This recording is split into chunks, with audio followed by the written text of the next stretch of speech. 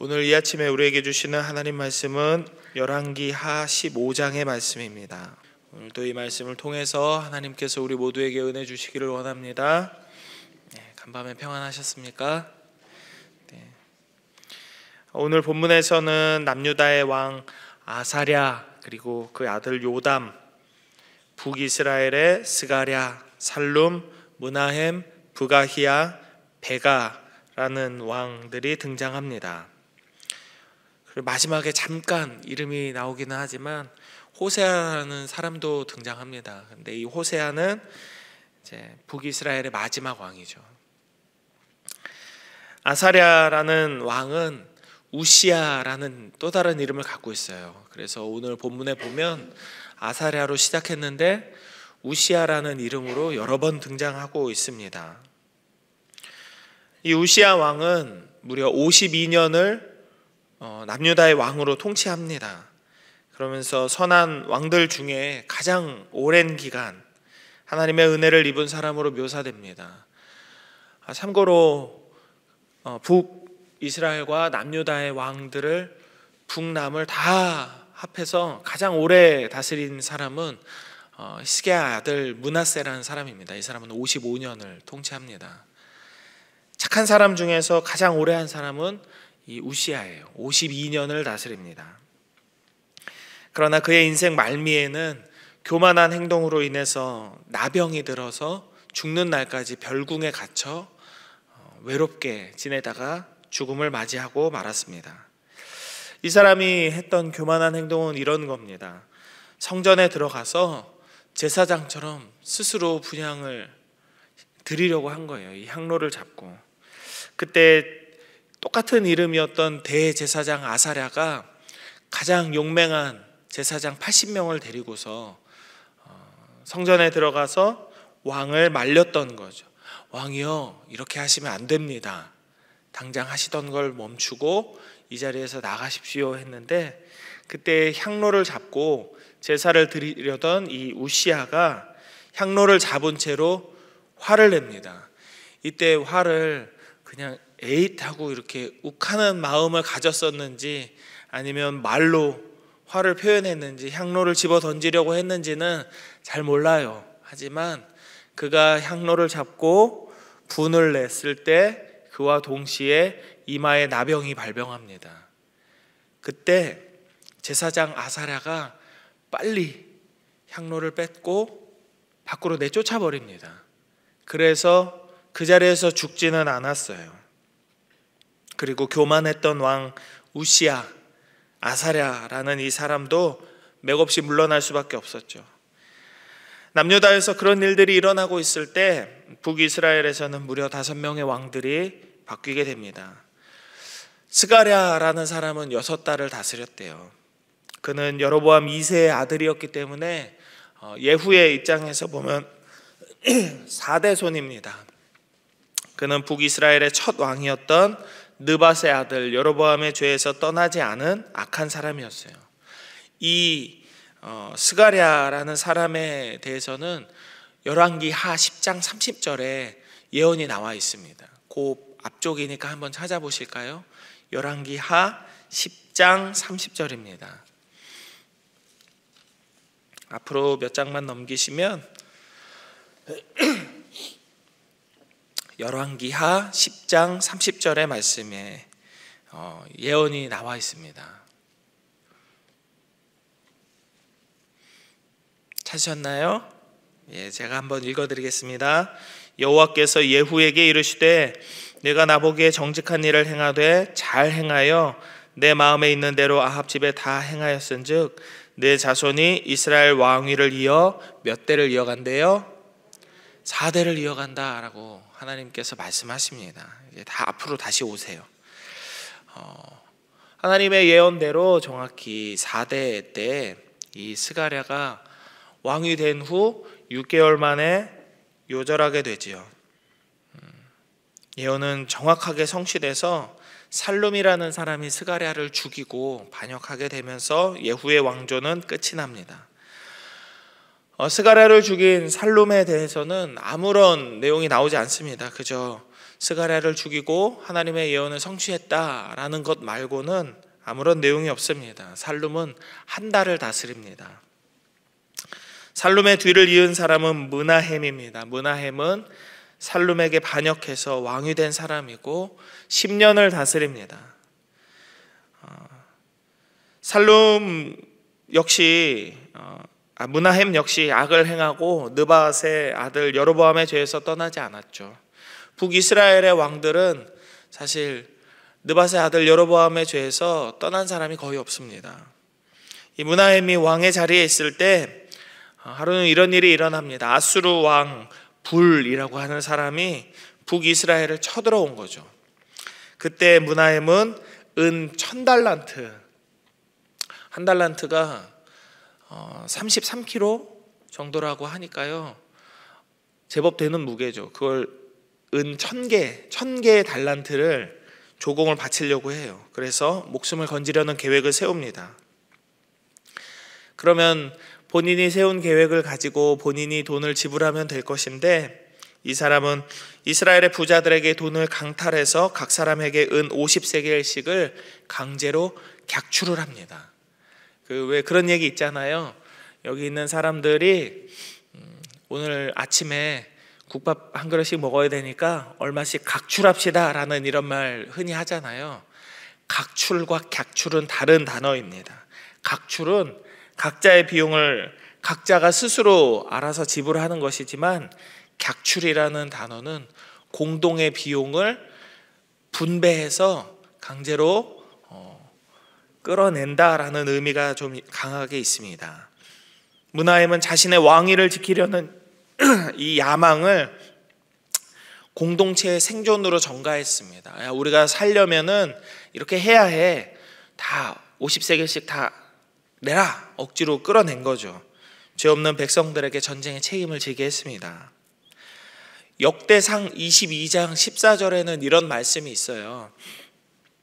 내가 환난 중에 여호와의 성전을 위하여 금 10만 달란트와 은 100만 달란트와 놋과 철을 그 무게를 달 수 없을 만큼 심히 많이 준비하였고, 또 제목과 돌을 준비하였으나 너는 더할 것이며 라는 다윗의 당부가 있습니다. 솔로몬한테 하는 말이에요.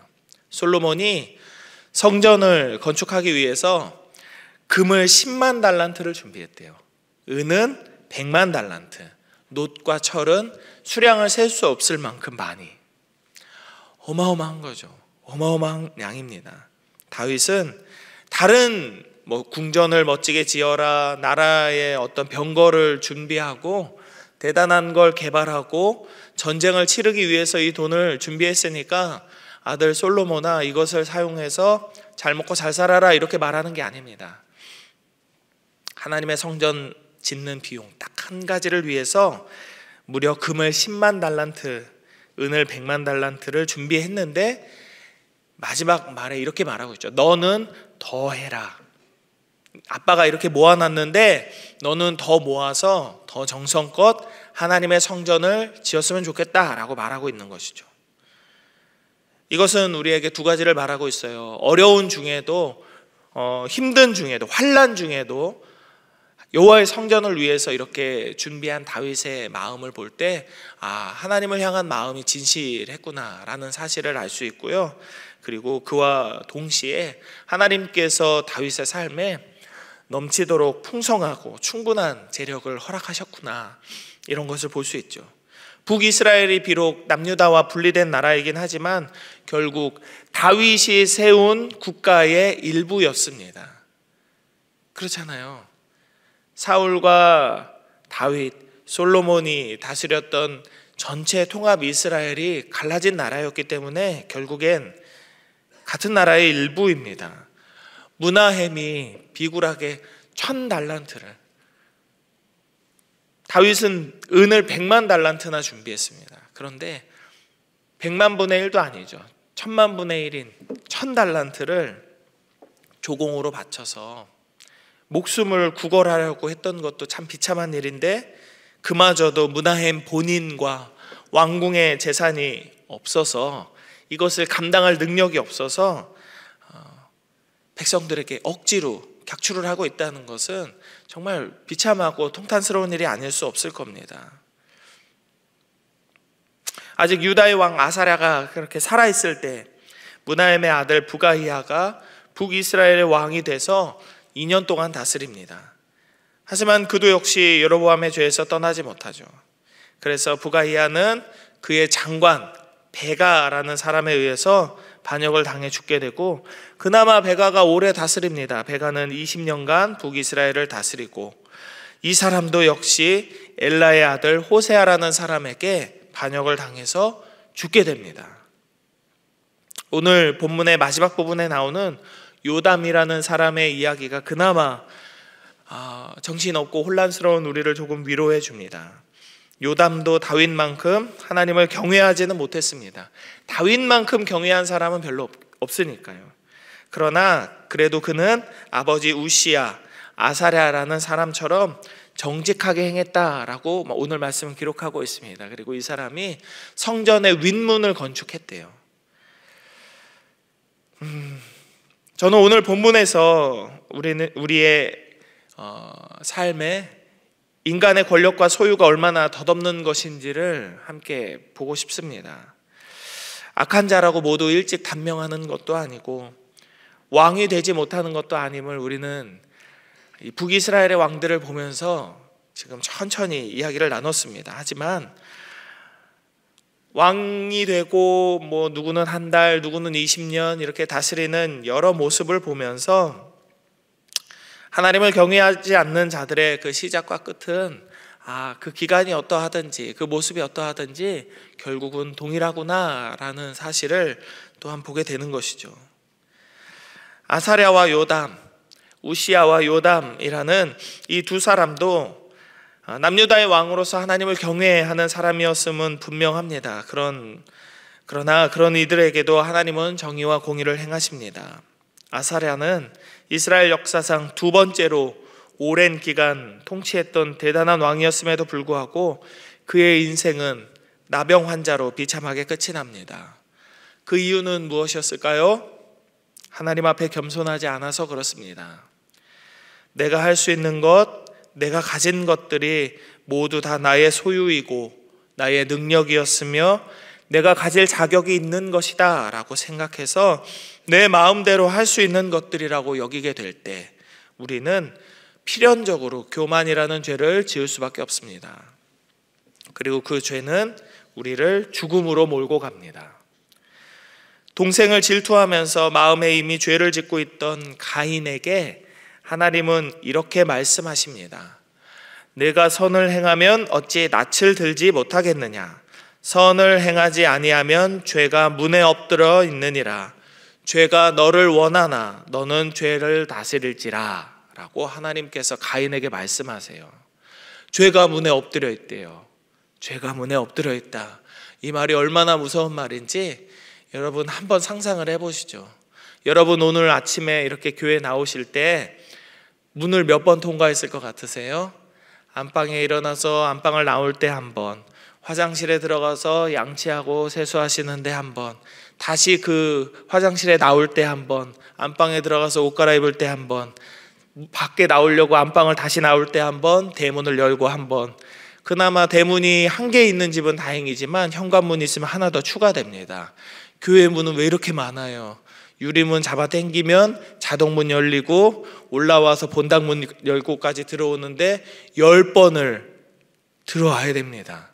그리고 집에 가실 때 다시 이걸 또 반복해야 되죠. 하루에 2번만 왔다 갔다 하는 게 아니니까 아침에 눈 떠서 밤에 잠들 때까지 문을 몇 번 왕복하는지 한번 생각을 해보세요. 여러 번 왕복하게 됩니다. 적게는 수십 번, 많게는 100번 이상 왕복하게 되는 것이 문이라는 존재입니다. 우리는 그만큼 죄를 많이 지을 수 있습니다. 마음으로 짓는 죄는 훨씬 많죠. 죄가 문 앞에 엎드려져 있지만 가인아, 죄가 문 앞에 엎드려져 있지만 죄가 너를 원하지만 너는 죄를 다스려라 라고 하나님은 말씀하세요. 그런데 이 말씀은 인간이라는 우리에게, 인간이라는 존재에게 죄를 다스릴 수 있는 힘과 능력이 있다라는 것을 전제해서 하신 말씀이 아니에요. 죄가 아무리 우리를 원할지라도 우리는 죄를 다스려야 하는데, 죄를 다스릴 수 있는 방법은 우리의 힘으로 되는 것이 아닙니다. 우리의 마음에 교만한 감정이 올라오고 자랑하고 으스대며 다른 이보다 나를 높게 여기고 싶은 충동이 일어도, 누가 좀 나를 칭찬해 줬으면, 나를 알아줬으면, 내가 좀 더 다른 사람보다 높이 있었으면 하는 마음이 있어도 우리는 죄를 다스려야 됩니다. 우리가 죄를 다스리고 이길 수 있는 방법은 오직 한 가지이죠. 그것은 우리가 찬양했던 것처럼 그리스도의 십자가 은혜로 사는 것입니다. 예수님의 보혈을 의지해서 사는 것입니다. 우리를 이미 죄 안에서 죽은 자로 여기고 오직 그분의 은혜에 감사하며 살아야 하는 것입니다. 그렇지 않으면 우리는 언제라도 높은 왕의 자리에 올랐다가도 처절하고 비참한 모습으로 우리의 삶을 마감할 수밖에 없는 것이죠. 하나님은 겸손한 자를 사랑하시고 교만한 자를 대적하십니다. 설령 이렇게 생각할 수 있습니다. 우시아처럼 하나님 앞에 죄를 지었을 때 나는 나병을 얻지 않았는데 하나님께서 내 아들은 좋은 대학, 좋은 직장, 멋진 며느리, 멋진 사위감 얻게 해주셨는데 우리 집은 여전히 부자이고 우리 집은 여전히 잘 살고 내 주변에는 나를 미워하는 사람이 아무도 없는 걸, 이렇게 생각하실 수도 있겠습니다. 그러나 이 북이스라엘의 5명의 왕들을 한번 생각해 보시죠. 이 사람들의 삶에는 누군가는 배신을 당하고 누군가는 아들에게 왕위를 물려준 사람도 있었습니다. 그러나 악인의 삶의 처음과 끝은 항상 동일합니다. 하나님께서 죄에 대한 대가를 치르게 하시는 거죠. 하나님은 겸손한 자를 사랑하시고 교만한 자를 대적하십니다. 오늘 하루를 살아갈 때 오직 하나님의 은혜에 감사하며 살아가는 저와 여러분이 되시기를 축복합니다. 그리고 그분이 주시는 은혜를 사모하며 주님의 은혜를 나누는 믿음의 삶을 살아가시기를 다시 한번 주님의 이름으로 축복합니다. 하나님께서 우리 모두의 삶에 하나님의 은혜를 베풀어 주실 줄로 믿습니다. 우리 함께 기도하시겠습니다. 먼저는 하나님 앞에 겸손한 나의 삶이 되게 하여 주옵소서 기도하십시다. 그리고 하나님, 사랑하는 나의 자녀들, 자손들의 삶이 겸손한 삶이 되기를 원합니다. 저들이 잘하는 것 있고, 저들이 다른 사람보다 은사가 있는 것 있고, 저들이 다른 사람보다 더 나은 것들이 분명히 있지만, 그럼에도 하나님을 의지하며 하나님을 신뢰하며 하나님만을 붙들고 살아가는 믿음의 삶을 살게 해주십시오. 사랑하는 자녀들과 자녀 손들을 위해서 기도해 주십시오. 그리고 새 생명 축제에 오게 될 모든 이들이 하나님 앞에서 겸손함을 되찾기를 기도해 주시면 좋겠습니다. 저들이 거룩한 믿음의 삶을 살게 하여 주옵소서. 이제껏 자신의 힘과 능력을 믿고 살았던 그 마음을 내려놓고 하나님 앞에 겸손한 삶을 살게 하여 주옵소서 기도하시고, 마지막으로는 이렇게 기도했으면 좋겠습니다. 사순절이 끝나가는 가운데 우리 모두의 마음에 그리스도의 십자가 은혜가 가득한 하루가 되게 하여 주옵소서. 우리가 그 은혜를 기억하며 전하는 전도자의 삶을 살게 하여 주옵소서. 이렇게 3가지의 기도 제목을 놓고 함께 기도하도록 하겠습니다. 하나님께서 우리에게 은혜 주셨음을 우리가 잃지 않게 하시고 잊지 않게 하여 주시옵소서. 하나님 앞에서 겸손한 우리의 인생이 되기를 원합니다. 믿음의 삶이 되기를 원합니다. 주님, 우리를 붙들어 주시고 예수 그리스도의 십자가 은혜로 구원하여 주셨음을 우리가 기억하는 우리의 삶을 살게 하여 주시옵소서. 하나님, 교만하려는 우리의 마음을 붙들어 주시고 하나님 아닌 다른 것들을 의지하며 살았던 우리의 죄된 마음을 하나님 돌이키게 하여 주옵소서. 특별히 사랑하는 우리의 자녀들의 삶이, 우리 자녀 손들의 삶이 믿음의 삶, 하나님을 의지하는 신실한 삶이 되어서 저들이 하나님의 은혜를 받고 이 하루를 살아가며 하나님의 은혜를 나누며 살아갈 수 있는 믿음의 삶 되게 하여 주시옵소서. 새 생명 축제에 오게 될 많은 잃은 양들과 태신자들도 하나님 앞에서 이런 겸손함을 되찾기를 원합니다. 자신들의 힘과 능력으로 살아갔던 모든 교만함을 내려놓고 거룩한 믿음의 삶을 살게 하여 주옵소서. 사순절이 끝나가는 가운데 우리 모두의 마음 가운데 예수 그리스도의 십자가 은혜가 가득한 하루를 살게 하시고 이 은혜를 기억하는 우리의 인생 되게 하시며 그 은혜를 전하며 나눌 수 있는 전도자의 삶이 될 수 있도록 하나님 우리를 사용하여 주옵소서. 오늘의 삶 가운데 하나님의 은혜가 풍성하게 나타날 수 있도록 주여 은혜를 내려 주시옵소서.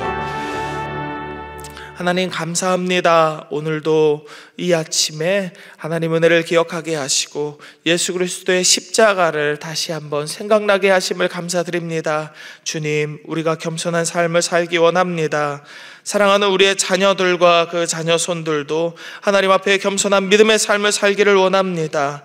자신의 힘을 의지하지 않게 하시고 주변에 있는 눈에 보이는 것들에 마음을 빼앗기지 않게 하여 주시어서 오직 하나님만을 의지하는 믿음의 삶을 살아갈 수 있도록 저와 우리의 가정, 우리의 자녀손들을 붙들어 주옵소서. 우리 광양제일의 모든 이들의 삶을 붙들어 주옵소서. 새생명축제에 오게 될 모든 태신자들과 이른 양들의 삶을 하나님 붙들어 주옵소서. 저들도 하나님 앞에 겸손함을 되찾고 거룩한 믿음의 삶을 살아가기를 원합니다. 자신의 삶을 의지하였던 모든 교만했던 마음을 내려놓게 하시고 오직 예수 그리스도의 십자가와 하나님의 은혜와 사랑만을 바라보는 저들의 삶이 되게 하여 주옵소서. 하나님, 사순절이 끝나가고 있습니다. 우리 모두의 마음에 온전히 그리스도의 십자가 은혜가 가득한 하루하루의 삶이 되게 하여 주옵소서. 우리가 그 은혜를 기억하며 전하며 나누는 전도자의 삶을 살게 하여 주옵소서. 우리가 이 하루 하나님만을 의지하며 드리는 이 하루의 모든 기도 제목 가운데 응답하여 주시고 우리 가운데 질병의 문제로 염려하며 걱정하며 낙심한 자들, 재정의 문제로 넘어지고 관계의 문제로 마음이 상하여서 슬퍼하는 모든 이들에게 하나님 은혜를 베풀어 주시고 승리하는 이 하루의 삶을 살게 하여 주옵소서. 모든 것 감사드리며 거룩하신 예수 그리스도의 이름으로 기도드립니다. 아멘.